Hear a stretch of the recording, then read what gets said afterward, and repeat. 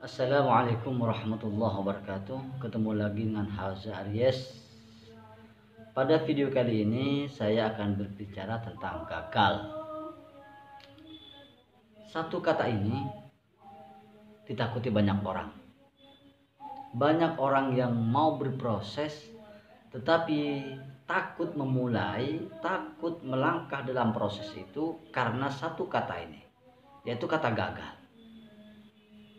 Kenapa gagal ini sangat ditakuti orang? Apa sebenarnya gagal? Maka melalui video ini saya akan sedikit mengupas tentang gagal. Berbicara tentang gagal juga erat kaitannya dengan target. Dimana seseorang kalau mau mencapai target memang harus melalui proses. Seperti yang saya sampaikan pada video sebelumnya bahwa proses adalah usaha untuk mencapai target. Tetapi kata gagal ini memberi pengaruh terhadap banyak orang yang sedang berada dalam proses. Kekhawatiran-kekhawatiran yang muncul disebabkan oleh kata gagal ini. Padahal menurut saya gagal itu tidak pernah ada. Bagaimana saya bisa mengatakan bahwa gagal itu tidak pernah dicipta, bahwa gagal tidak pernah ada di dunia? Yuk kita pelajari. Sekarang kita bercerita tentang sebuah target, di mana untuk mencapai target orang harus melalui proses.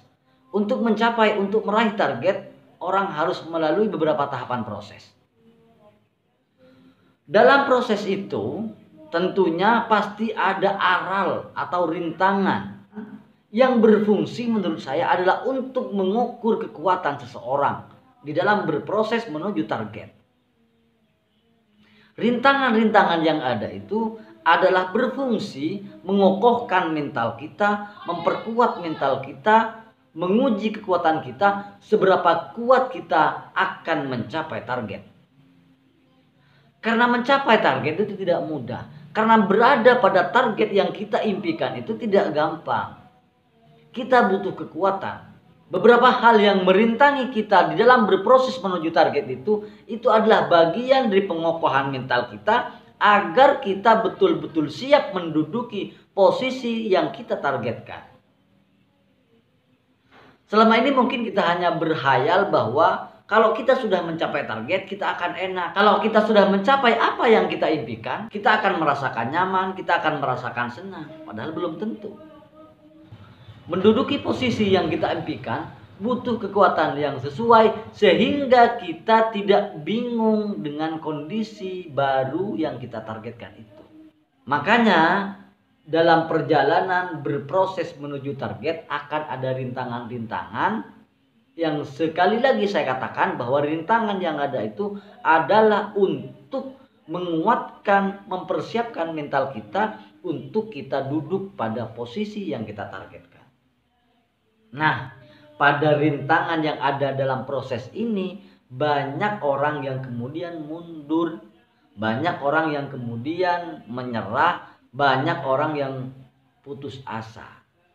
Maka melemahnya tekad karena adanya rintangan ini yang kemudian oleh orang dibahasakan dengan gagal. Melemahnya tekad yang sampai berakibat kepada keputusasaan, berakibat pada menyerahnya seseorang di dalam berproses, ini yang kemudian memunculkan bahasa gagal. Padahal substansi daripada gagal itu sendiri adalah keputusasaan, menyerah. Kalau kita mau terus berproses, sekalipun rintangan sering kita hadapi, kegagalan tidak akan pernah ada. Kegagalan sebenarnya adalah bahasa pembelaan oleh orang-orang yang sudah malas berproses, oleh orang-orang yang sudah putus asa dalam proses. Maka kemudian dimunculkan bahasa gagal. Makanya Tuhan sendiri sangat melarang orang berputus asa.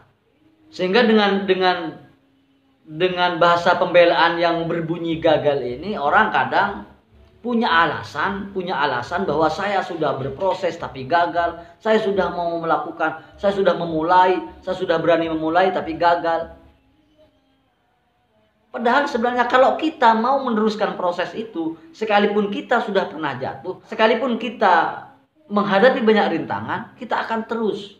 sampai pada target kita. Itu kira-kira gambaran bahasa gagal yang sebenarnya tidak boleh kita letakkan dalam otak kita. Bahasa gagal itu harus dihapus dari otak kita. Maka dengan video ini saya berharap terutama para YouTuber jangan sampai ada kata gagal dalam otak kita. Teruslah berproses, sukses menanti Anda. Teruslah berproses, target menanti Anda. Mantap. Demikian dulu video kali ini. Assalamualaikum warahmatullahi wabarakatuh.